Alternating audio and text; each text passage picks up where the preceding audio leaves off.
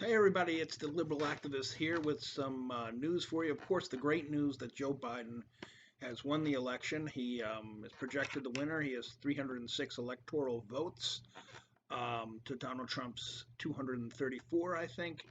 And he won the states of Arizona and Georgia. Difference between those two states, of course, is we've seen Georgia in every election, the margin of victory for the Republicans shrink. So this could be a state that has a permanent change. Unlike Arizona, where there was a backlash to Donald Trump and his treating of John McCain, constantly insulting the guy, and Biden in a good unifying position to win that state this time around. Arizona probably will not be a permanently blue state yet. That may come in the coming decades. The Republicans can still win that back.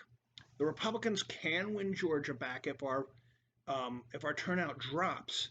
But if you look at the last four presidential elections, if you look at the last few elections, actually, even the midterms in between, where Hillary Clinton, I think, lost the state by 5 or 6 points. Barack Obama came in, lost the state at that time by 6 or 7 points before Hillary.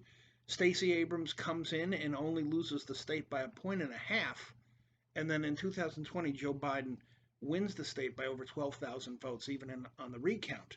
What that shows is that Atlanta and the metro Atlanta region, the 20 miles around the city of Atlanta, the turnout has been off the charts, but also that the diversity in Atlanta is increasing. The percentage of Asian Americans, the percentage of Latino Americans in that city is making Georgia part of the New South. Now, what's the difference between these two things?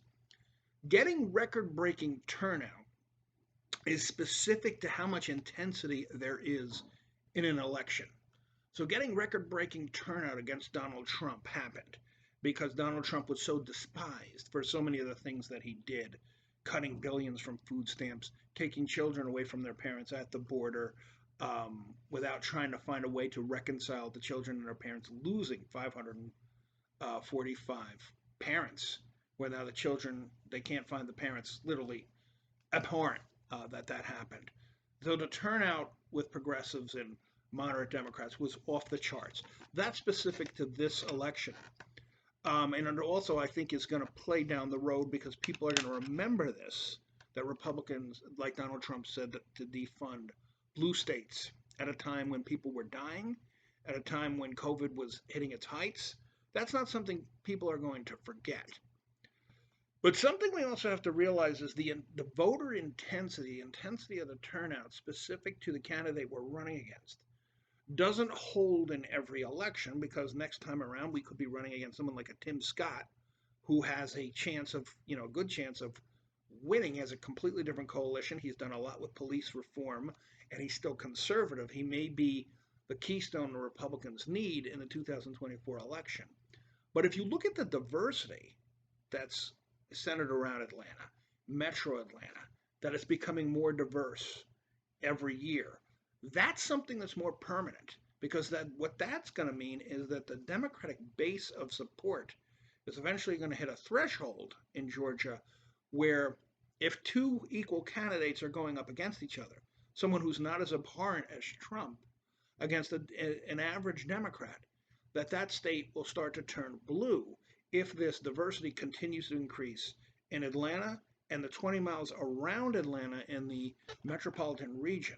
We won this election because that turnout was off the charts, the intensity, but also the diversity had been increasing over the years. That diversity is more of a permanent change, whereas the intensity is somewhat specific to running against Donald Trump, but that a lot of trust has been lost. And if you lose trust permanently, that can translate into a permanent change. And when we saw the funds being cut by the Republicans when people were dying out there, or people were businesses were going under, right at that time, it shows a lot about someone when they cut funding to your city when you're desperate. And people were desperate in the middle of the COVID. I think the Democrats didn't handle this perfectly. There was a lot of contradictions, but the funding should not have been cut at that point in time. So that also makes permanent enemies. So looking forward, Georgia could be turning permanently blue. It doesn't mean that Georgia won't go red in the next election. It's still within range. The Republicans can still recapture it. 12,000 votes is not enough of a margin for the Democrats to hold on to it right now. But every election, the floor that the Democrats have is rising because of how many people are getting job transfers, moving out of the Northeast, moving into the Atlanta area. And that is eventually going to be a real shift for the state of Georgia. Although right now, because having Trump on the ballot and having Biden on the ballot may have sped up that shift. In 10 years, you have Hillary Clinton running against the Donald Trump 10 years from now, the exact same percentages of each group, and that state can shift. Give you an example.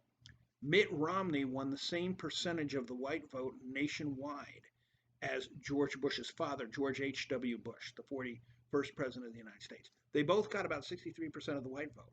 But because those demographics shifted and the Republican Party had alienated many in the Hispanic and African American community and in the Asian community, that demographic shift is why Barack Obama was able to beat Mitt Romney in 2012, but Mike Dukakis lost to George Bush 41 in 1988. Same percentages, but now the percentage of the non-white vote has gone way up from that time.